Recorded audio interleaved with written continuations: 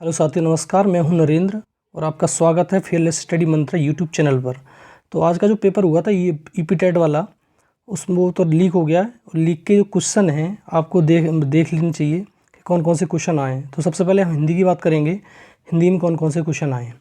तो हिंदी का जो पोर्शन है मैं सबसे पहले आपको कराता हूँ और आंसर के लगा लेते हैं, फटाफट देख लेते हैं। अब आपके लिए इंपॉर्टेंट रहेगा कि अगला जो पेपर होगा 1 महीने बाद उसमें भी आ सकते हैं क्वेश्चन। ठीक है, तो पहले क्वेश्चन शुरुआत करते हैं। पहला क्वेश्चन है, कफन कहानी के लेखक कौन है। तो जैसा आपको मालूम है कफन कहानी के लेखक कौन है, प्रेमचंद जी। जो कफन कहानी लिखी है उन्होंने लिखी है प्रेमचंद ने। तो ऑप्शन नंबर 2 इसका सही आंसर हो जाएगा। अगले क्वेश्चन पे देखते हैं। अगला क्वेश्चन है, उदित उदयगिरी मंच पर रघुवर वल पतंग बिकसे संत सरोज तब हर्षे लोचन भंग। तो इसमें मैंने बताया था कि अगर ये योजक चिन्ह आ जाए तो डायरेक्ट आपको क्या लगाना है, रूपक अलंकार। ठीक है साथियों, तो अगले क्वेश्चन पे चलते हैं। अगला क्वेश्चन है, उससे बैठा नहीं जाता में वाच्य कौन सा है। अगर नेगेटिव शब्द आ जाए, पकड़ने वाली बात है, नेगेटिव शब्द आ जाए तो कौन सा होगा, भाववाच्य। तो ऑप्शन नंबर ए इसका सही हो जाएगा। अगला क्वेश्चन देखो, राम धीरे धीरे पढ़ता है में कौन सा अव्यय होगा।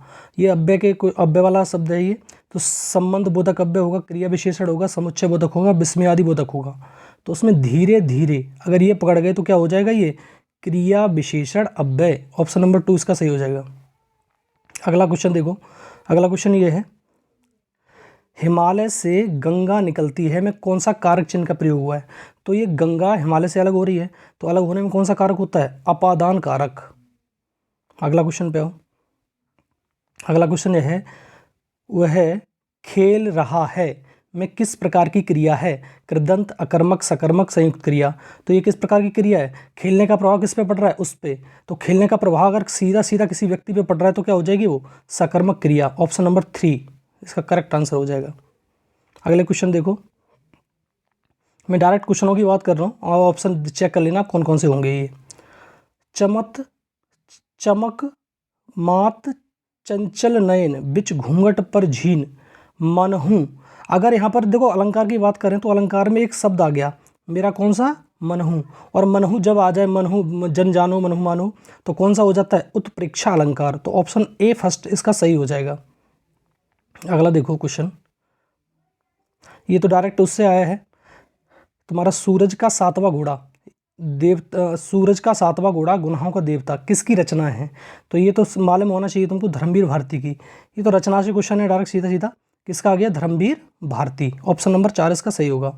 अगला क्वेश्चन, बा उच्चारण स्थान, काफी बार आता है ये। बा का उच्चारण स्थान क्या है, तो दंत ओष्ठ है बा का उच्चारण स्थान। ऑप्शन नंबर ए इसका सही करेक्ट आंसर हो जाएगा। अगला देखो, अग्नि का विशेषण क्या होगा, अग्नि जो है उसका विशेषण क्या होगा, अनि। तो कोई शब्द नहीं बनेगा। आग्ने, अग्गे, अग्गे होता है जैसे जीता ना जा सके आग, तो आग तो होगा नहीं, तो क्या सा हो जाएगा ये, ऑप्शन नंबर 2 इसका सही हो जाएगा, बी वाला। अगला देखो, क्वेश्चन नंबर आते हैं 41 वाले पे। अब देखो ये संज्ञा पूछ रहा है, तेजाब में कौन सी संज्ञा है, भाववाचक संज्ञा, व्यक्तिवाचक, द्रव्यवाचक, समूहवाचक। तो तेजाब हो, पानी हो, तो कैसी हो जाएंगी ये, द्रव्यवाचक संज्ञा। ऑप्शन नंबर सी इसका करेक्ट आंसर है। अगला देखो, नाव जल में तैरती है, तो मैं कारक चिन्ह पूछ रहा है। तो नाव जल में तैरती है तो कौन सा कारक है, संप्रदान है, संबंध है, करण है, अधिकरण है। तो जल में तैरती है, जल क्या हो गया, तुम्हारा अधिकरण, उसका आधार हो गया। ठीक है, तो कौन सा हो जाएगा, अधिकरण कारक। Option number 4। अगला क्वेश्चन देखो, ये क्वेश्चन है, महेंद्र का संधि विच्छेद क्या होगा। महेंद्र का संधि, मह प्लस इंद्र, महा प्लस इंद्र, मह प्लस इरंदर, महा प्लस ईद। तो ये तो होगा नहीं, ये तुम्हारा बी जो लग रहा है, महा प्लस इंद्र, ये इसका सही संधि विच्छेद हो जाएगा। अगला क्वेश्चन देखो, शेर को सवा शेर, ये तो मुहावरा है, ये लोकोक्ति जो है इसके बारे में पूछ रहा है कि शेर को सवा शेर क्या मतलब, क्या होता है, संपन्नता, असंभवकार, एक से बढ़कर दूसरा, नष्ट करना। तो सीधी बात है, शेर को सवा शेर का मतलब होता है एक से बढ़कर दूसरा। ऑप्शन नंबर सी इसका सही क्वेश्चन था, आंसर था। खाने की इच्छा के लिए शब्द बताएं, एक शब्द है, वन वर्ड सब्स्टिट्यूशन है इसका, ये क्या होना चाहिए, लिप्सा, विवक्षा, जिगिप्सा और प्रेमे। तो क्या होता है? विभुक्षा। ऑप्शन नंबर बी, खाने की इच्छा रखने वाला विभुक्षा होता है। अगला क्वेश्चन, किंडरगार्टन सिद्धांत पद्धति के जन्मदाता शिक्षा शास्त्री कौन थे? Carleton, Washburne, Decroly, madam Montessori, Froebel. तो कौन से थे? किंडरगार्टन जो विधि थी किसने दी थी? मारिया मॉन्टेसरी ने। तो मैडम मॉन्टेसरी इसकी सही आंसर हो जाएगा। प्रवर का विलोम शब्द क्या है? अंतिम, अवर, अप्रशस्त। तो प्रवर का जो विलोम शब्द होगा वो होगा अवर। Option number B. अगला क्वेश्चन देखो, उपचारात्मक शिक्षण में किस अध्यापन प्रक्रिया का प्रयोग होता है या किया जाता है? सामाजिक प्रक्रिया का, व्यक्तिगत, यांत्रिक या वाचन? जो उपचारात्मक शिक्षण होता है उसमें हमेशा हम जो प्रयोग करते हैं वो सामाजिक प्रक्रिया का करते हैं। ऑप्शन नंबर ए इसका करेक्ट आंसर होगा 48 वाले का। अगले वाले क्वेश्चन पे चलते हैं। देखो, सखी पिया को जो मैं न देखूं तो कैसे काटूं अंधेरी रतिया। इस कवि की काव्य पंक्तियों, किस कवि की काव्य पंक्तियां हैं? ये मुल्ला दाऊद की हैं और अमीर खुसरो की हैं, कुतुबन की हैं, विद्यापति की हैं। तो इसमें खड़ी बोली का प्रयोग किया गया है और खड़ी बोली का प्रयोग हमेशा कौन करते थे? अमीर खुसरो, जिन्हें तोताए हिंद बोला जाता था। ऑप्शन नंबर 20 का करेक्ट आंसर होगा 50। झूठन आत्मकथा किसकी कथा? आत्मकथा लेखक, झूठन जो आत्मकथा के लेखक है वो कौन है?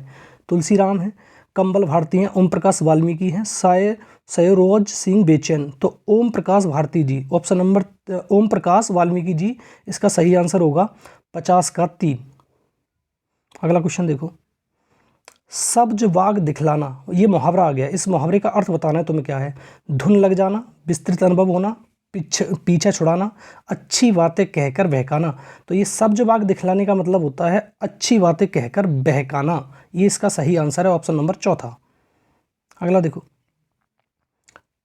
जब कर्ता एक क्रिया समाप्त करके दूसरी क्रिया में संलग्न होता है तो पहली क्रिया क्या कहलाती है? जब क्रिया को एक क्रिया समाप्त कर ले और दूसरी क्रिया में संलग्न हो जाए तो वो क्रिया क्या कहलाती है? इच्छा बोधक, नाम बोधक, पूर्वकालिक, सहायक क्रिया। सहायक क्रिया तो होगी नहीं, अगर पहली क्रिया समाप्त हो गई तो वो पहली क्रिया पूर्वकालिक क्रिया कहलाती है। Option number 3, 52। 53 पे आओ। फूले कास समल माह हाई, जनु वर्षा ऋतु प्रकट बुढ़ाई। मतलब वर्षा ऋतु के बारे में कर रहा है कि वर्षा ऋतु मतलब समाप्त हो गई है, बूढ़ी हो गई है। तो इसमें जनु एक शब्द आ गया मेरा, जनु, जन जानु मन मानु, ऊपर भी आया था यही शब्द और यही इसमें आ गया। कौन सा हो जाएगा? उत्प्रेक्षा अलंकार। ऑप्शन नंबर ए इसका करेक्ट आंसर है। अगला क्वेश्चन देखो, अगला क्वेश्चन है, घर, पहाड़ और नदी किस संज्ञा भेद के अंतर्गत आएगा? जो घर है, पहाड़ है, नदी है, सब क्या है? ये जातिवाचक संज्ञा के अंतर्गत आएंगी। ऑप्शन 20 का करेक्ट आंसर होगा 54। मैं फटाफट से बताता चला जाता हूँ क्योंकि वो तुम्हें आंसर की मिलानी है, क्योंकि आगे भी जो क्वेश्चन पेपर आएगा या यूपीटेट करवाएंगे तो इसी प्रकार का पेपर आने की संभावना रहती है। अगला देखो, उसने कुछ नहीं खाया, कुछ किस प्रकार का सर्वनाम? सर्वनाम का बोधक है, प्रश्नवाचक सर्वनाम है, संबंधवाचक है, निजवाचक है, अनिश्चयवाचक है। कुछ का मतलब क्या है? कुछ अंदाज नहीं लगा सकते तो क्या है ये? अनिश्चयवाचक है। कैसा है ये? अनिश्चयवाचक।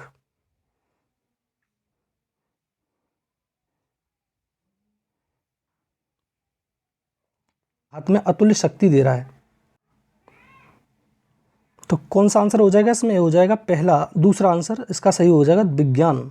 विज्ञान जो है अतुल्य शक्ति दे रहा है मानव के हाथ में। ठीक है, तो ऑप्शन नंबर 2 इसका, ठीक है, करेक्ट आंसर है इसका विज्ञान, ऑप्शन नंबर 2। तो ये छोटा सा वीडियो था दोस्तों। अगर ये वीडियो पसंद आया हो, अगर ये क्वेश्चन, ये आज के जो लीक पेपर हो गया है यूपीटेट का, उसी के क्वेश्चन है ये मैंने कहीं से लिए हैं, स्क्रीनशॉट हुए थे इसके। तो ये वाले जो क्वेश्चन है आप देख लेना एक बार ज़रूर, और अच्छा लगा हो तो चैनल को ज़रूर सब्सक्राइब कर लीजिए। Thank you.